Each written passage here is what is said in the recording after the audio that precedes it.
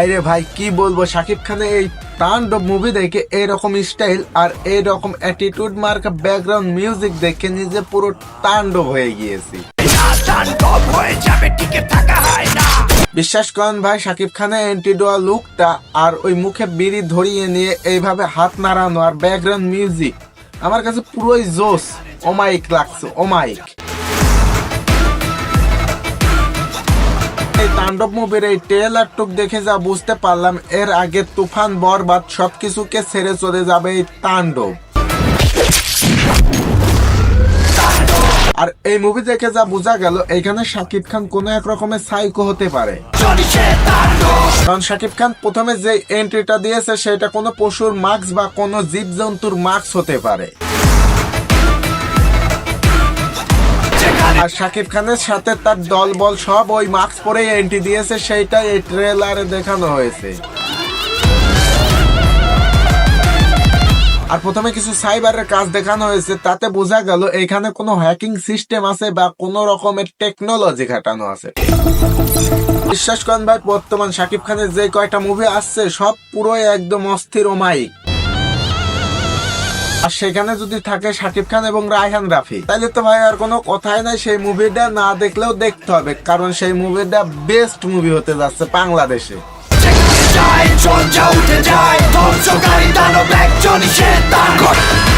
কারণ এই পর্যন্ত শাকিব খান এবং রায়হান রাফির মধ্যে যে কয়টা মুভি হয়েছে না, পুরো সবগুলোই একদম ট্রেন্ডিং কাঁপিয়েছে, অস্থির হয়েছে, অস্থির। আর এই তাণ্ডব মুভির শুট গুলো যেখানে যেখানে নেওয়া হয়েছে না, একদম সঠিক জায়গা নেওয়া হয়েছে, কারণ মানাইছে, শুটের সাথে জায়গাটাও মানাইছে।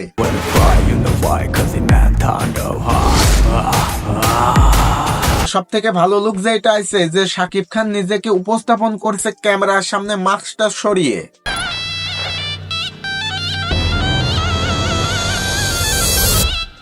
Welcome to the show.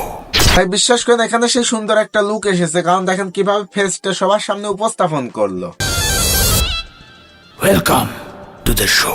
সব দলবল নিয়ে যেভাবে কাজ করছে, তাতে বোঝা যাচ্ছে এটা কোনো সাইকো কোয়ালিটির মুভি বা কোনো ব্যাংক লুটপাট করা হবে এরকম কিছু একটা। মুভি না দেখা পর্যন্ত এটা বোঝা যাবে না। আর ভাই মেন কথা হচ্ছে, এখানে প্রথমে যে এন্ট্রিটা হয়েছে না, সেটা কিন্তু একটা ভয়েসের মাধ্যমে হয়েছে।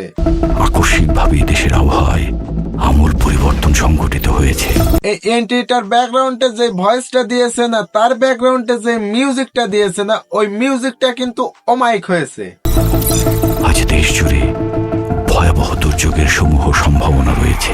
আর ভাই এখানে কিন্তু পুলিশ প্রশাসনকে ওয়ার্নিং দিয়ে দিয়েছে। দেশের সব পুলিশ স্টেশনকে 10 নম্বর মহাবিপদ সংকেত দেখাতে বলা হয়েছে। আর শাকিব খানের দলের সবাই মাস্ক পরে রয়েছে, আর শাকিব খান ওইদিকে সুন্দর একটা লুক আর সুন্দর একটা এন্ট্রি দিচ্ছে, তাও ঘাড়ের পার AK-47 নিয়ে। যে লুকটা চয়েস করছে না, যে গোডাউনে এটা শুট করা হয়েছে, সেটাও কিন্তু সুন্দর একটা জায়গা ছিল, সুন্দর একটা লুক ছিল। 1.5 মিনিটের টিজারটা দেখে যা বুঝতে পারলাম, এরপরে তাণ্ডব আসছে, একদম তাণ্ডব করে দিবে। কারণ ভাই লুকটা দেখেন, কালার গ্রেডিং দেখেন, আর যাই বলেন না কেন, পুরোই অস্থির।